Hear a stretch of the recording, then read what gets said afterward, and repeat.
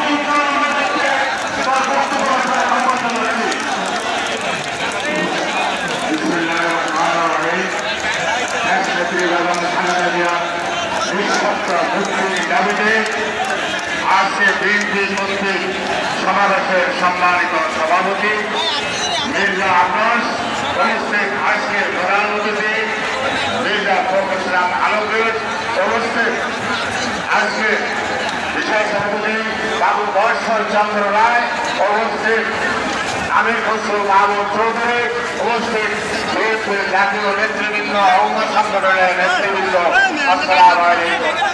আজকে রাষ্ট্রপতি বেগম খালেদা জিয়ার মুক্তি গণতন্ত্রের মুক্তি, আজকে রাষ্ট্রপতি বেগম খালেদা জিয়ার মুক্তি জনগণের মুক্তি, আজকে রাষ্ট্রপতি বেগম খালেদা জিয়ার মুক্তি রাজনৈতিক মানুষের মুক্তি। আমি আমার জাতীয়তা বই সারা ইনশাআল্লাহ। সবাইকে ধন্যবাদ। আসসালামু আলাইকুম। মহানগর উত্তর শ্রমিক দলের রাজা এবং কামরুলের নেতৃত্বে মিছিল এসে আপনার ধন্যবাদ জানাই।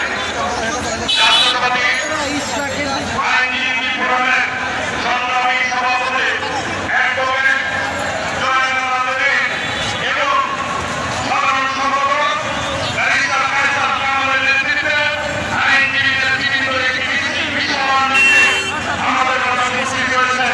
আমরা মিছিলকারীদেরকে ধন্যবাদ জানাই।